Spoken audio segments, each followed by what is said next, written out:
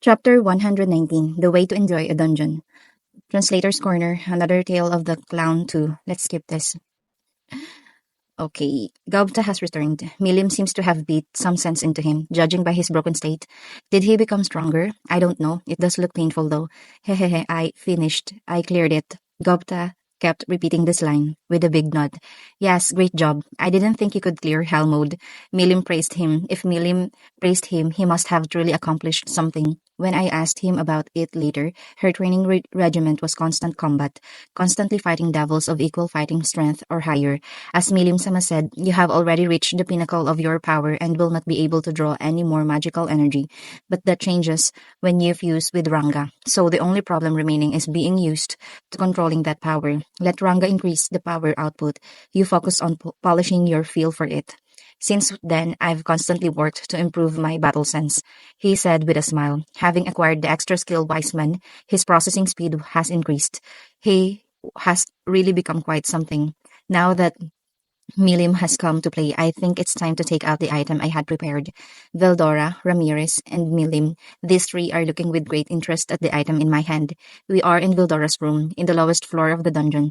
Gather around, folks. I have a special item here, never seen before, a breakthrough the likes this world has never seen. I have come up with another way to pass the time, I said and distributed the item to the three of them. This I have developed, thanks to Sarion's Empress and Duke Elalud, based on the homunculus. That is, I found something pretty nifty while playing around with artificial bodies. What's this? Never seen anything like it. Is it food? Humph, looks like a vessel for a soul. They all voiced various thoughts. Veldora's hypothesis is really close. This is indeed a pseudo vessel for the soul based on the homunculus project. I personally revised. But Ramirez, food? Seriously? You don't think that all I do is for food, do you? Whatever. Veldora is basically right. This is a vessel for a soul. Preparing a soul is rather difficult, so I tried making a monster's pseudo soul. I want you to hold it and think of a shape you really like. You can imagine a monster that actually exists if you want. A goblin or an orc, for example, or a horned rabbit or a man-eating bear. Anything goes, but pick something you like. No take-backs later. Got it? Their questions satisfied, they all closely held the object in their hands, and the magic power swirled around them, coiling into the object, giving birth to the monster. Of a form the master desired. First, mine. Of a light existence, a ghost was born, negating all physical attack, a body made of pure magic. I'll omit the status, but its special skills were chemical magic and negate physical. Well, such a ghost would naturally ignore physical attacks. Next, Vildoras, upon his wish, Bones stood up. A skeleton. It can't use magic, but it may be learn it later. As a special skill, it learned battle spirit, but it can't use it yet. Next, Milim, a plump and soft body formed, but without limbs. It's a bright red slime. Hey, why a slime? Are you making fun of me? No, I mean, you said to pick a monster you really like. Is it a problem? Right back at me. Damn it. Well, at least she's happy with her slime. But why the hell is it red? Finally, Ramirez. A knight? No, armor. She made living armor, a full plate set, and her monster is the largest amongst ours. I bet she made it particularly large due to her own complex about her height. There is nothing inside the armor. Well, I guess it fits her. Everyone was staring at the monster they created in wonder, but the fun was yet to begin. Friends, please listen. Our fun has yet to begin. Please sit down somewhere and make yourself comfortable. Then, addressing your monster, recite the possession chant. Nodding at my words, they found a place to rest. It's Vildora's room, but he's got a bunch of chairs and cushions, so it's not hard to find a comfortable corner, and we recited the possession chant. My consciousness blacked out and quickly returned. I felt the rages of my magic perception decrease along with my overall perception of the world. The pseudo senses are there, so this is still worlds better than when I first reincarnated. But the others have probably never experienced anything like it, so it must be tough. Once I surveyed the room, I see a skeleton moving around and a slime moving much too fast, and a full body of armor moving squeaking along. Once they got used to their bodies, "This is amazing," they exclaimed. "Yes, this feels even better than I thought. Just like my own body, but my abilities have dropped, so it's hard to move. But after recognizing its abilities, it will be easy to predict actual movement. I'm already able to move it as I like. Yep, it's a success. Now then, you understand exactly what we should do with these worms?" Coo. What a foolish question. I already know. It's a game. What? Really, Veldora? Master, in that case, I must defeat enemies while in this form. and this body will grow. As expected of Vildora, he immediately understood what I wanted to do. Right, it's should VR MMO, virtual reality something. Or rather than MMO, is it more of a MO? Well, that doesn't really matter. What is MMO? What's important is to enjoy the labyrinth we have built. Foo foo foo, I knew you'd understand, Vildora. You have seen through my plan, Ramirez. We will not defeat enemies. We will conquer this labyrinth and have these bodies level up. Oh, and of course, we'll slaughter any adventurers in our path.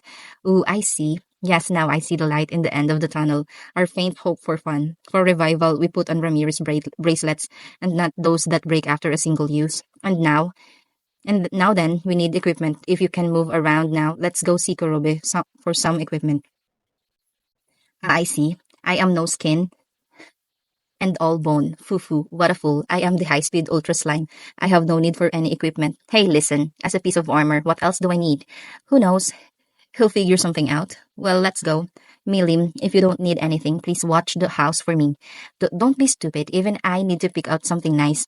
What a selfish kid. Of course, I too want some equipment. Let's return to our bodies and go get some. To return, just wish to end possession. You'll then return. I told them after returning to my body and restoring the gem in my bag. By the way, Vildora had Ramirez returned, but Milim jumped on my lap in that form. And I'll go like this, she exclaimed. She seems to really enjoy it. So childish. Well, she's a kid. Kids will be kids, right? So we headed out. After heading over to Goroba's smithy, we placed an order for custom-made equipment. I got a death sight and hell cloth. Even though I'm a ghost, I can equip it because it is magical equipment. Vildora got death sword, hell armor, and a gate shield, fully protected. Milim, the slime, could only get some really simple equipment, Death Peak and the Crimson Robes. Can't get the effect if you don't equip it, right? She mused with a smile on her face. Hey, as long as she's happy. And Ramirez, I had a heavy full plate prepared for her. Ramirez was skeptical, and when she had her living armor equipped, her armor absorbed it. It then fell to pieces, was scattered with the wind, and came together, having changed from living armor to living custom armor. Not an evolution, but a clear change. Wow, it's so much easier to move now.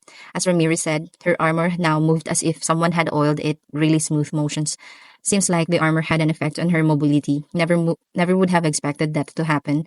Happy Ramirez now went to pick out a weapon. Fufun, I have no need of a shield, she said, and picked the heaviest and largest weapon, the death axe. It is the most overwhelming weapon, but is also hard to use. Well, anything goes, I guess. Normally she gets called a good for nothing, so all of this must have really fueled her ego. I got to see an interesting part of her.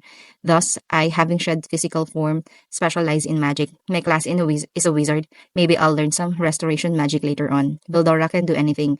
He's also planning on learning some magic. His class is a magic knight, though he doesn't know any magic yet. Milim is a high-speed, one-shot, one-kill class kind of loss. Well, who wouldn't want to defeat an enemy with a single punch? The plan is to have her fall from the ceiling and trap our enemies. If it works, it will be great. If it doesn't, well, she can just run away then. She is fast. In a sense, she's the perfect slime. Her class is an assassin. We could have Zoe teach her, but it's bad to have pleasure interfere with actual business.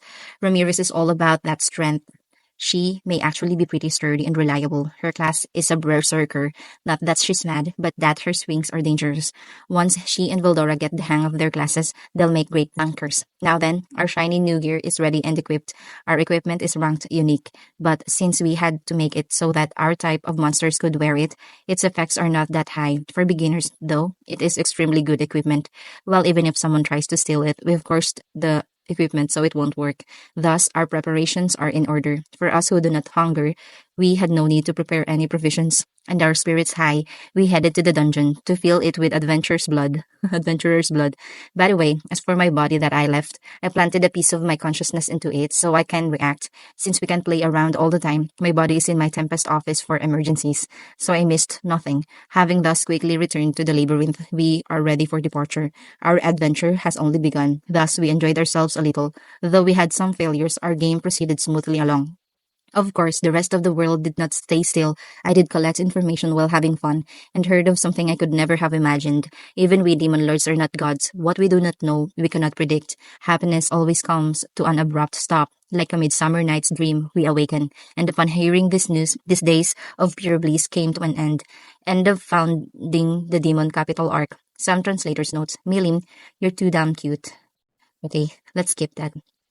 End of chapter 119.